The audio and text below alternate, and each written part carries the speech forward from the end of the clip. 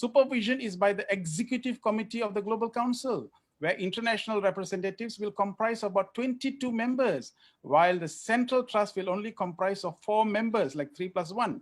So what's the big deal? I mean, why do we do this? That's a question that is being asked. Maybe I would like, maybe Ashok, I'm sorry, because you have the legal background and, so maybe you want to answer this question. I'm supposed to be asking the questions. Let me see if I can try to help.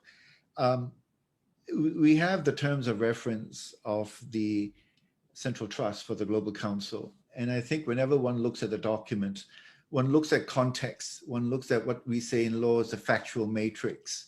And I think the starting point of the context is the concept note that came out in November 2020, where so many provisions were just crying out with a great deal of audacity and very bluntly stating the control that the Central Trust wanted over the international organization. So I think when you look at that context, and then you look at the present document of the Central Trust, which is the terms of reference for the Global Council, I would suggest is not a question of numbers in the executive committee. I would suggest is a question of the authorities within the executive committee. And when you come and say, well, what are the authorities within the executive committees? They are, as you were hearing earlier, as Anupam said, control seemed to be the sticking point. And that control that the Central Trust wants comes in 2 major forms. The first form is the insistence, and for them this is not negotiable, that the Central Trust appoints the head of the international organization.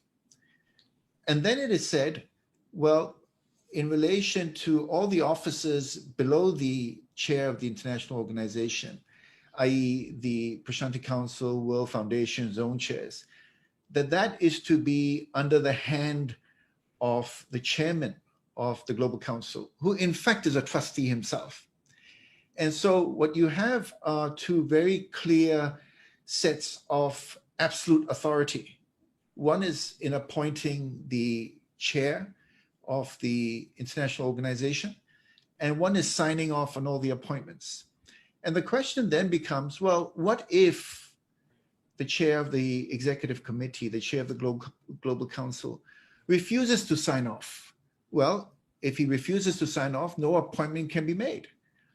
And so the question then really is, why in these terms of reference are they so insistent upon controlling appointments? Now, I've heard it said, well, they don't really mean to control it, that the recommendation will be made by the executive committee, and that the chair of the Global Council will simply sign off. Is a matter of formality.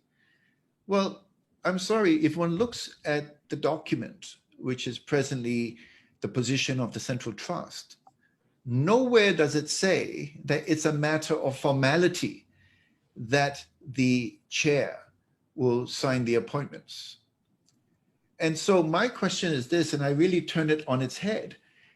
If the Central Trust is being genuine, if they say it is a pure formality, well, then I would say, well, why don't you keep to your initial assurance you gave us in the joint meeting, which is the structure and functions will not change? Why don't you allow us to make our own appointments? And we will, of course, notify the chair of the Global Council. Now, that seems to be a lot more equitable, because that is what Swami created. That is the assurance that they gave us, and that notification is given to the chair. So what I'm saying is, if they were really genuine, they would accept that. But we know the conversation has broken down because of their insistence on control. And then the question is asked, as Leonardo asked it earlier, well, why do you want so much control? And what is the purpose of it? And I think with great respect, it would be very naive to say that although they have in their written documents, both in November 2020 and their latest terms of reference, insisted upon controls over appointments, that is not there for a very specific reason. And I think that is what the concern is. I hope that gives you as good an answer as and satisfies you, Sarah.